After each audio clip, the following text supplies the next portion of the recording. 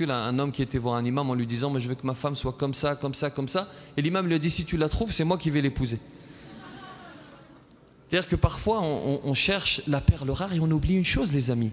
On oublie qu'il faut commencer par soi-même. Vous entendez? Il faut commencer par nous-mêmes. Parfois on ne se regarde pas, retournons un peu les jumelles vers nous. Est-ce que nous on s'est réformé? Est-ce que nous on a changé? Est-ce que déjà avant de changer, est-ce qu'on a conscience de nos défauts? Et je vais vous donner un conseil. Vous savez ce que vous allez faire? Vous allez rentrer à la maison et vous allez voir la personne qui vous connaît le mieux. Généralement c'est les parents, c'est la famille, c'est l'ami proche, etc. Et vous savez ce qui se passe? Il y a un processus automatique, c'est que les parents n'osent pas vous révéler vos défauts. Parce qu'ils vous aiment, parce qu'ils veulent vous protéger. Ils ne vous disent pas qui vous êtes réellement. Alors parfois oui, parfois il y a des parents, ils n'en ont rien à faire. Et ils te balancent le défaut. Mais il y a beaucoup de parents qui, pensant protéger leurs enfants, ne révèlent pas les défauts. Non, je ne vais pas lui dire, mesquine, ça va le blesser.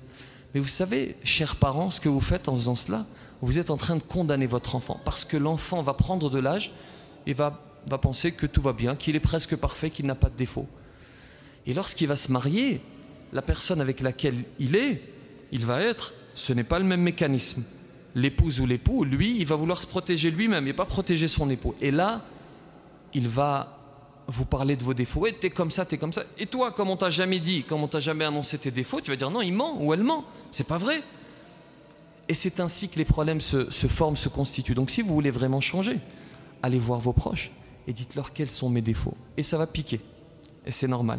Parce que c'est ainsi que nous sommes, nous apprécions l'éloge et nous refusons la critique, fût-elle constructive. Mais il faut accepter, si on veut vraiment changer, il faut accepter la critique constructive. Oui, j'ai des défauts. Et oui, j'accepte de les changer. C'est bon, vous allez faire ça? En rentrant?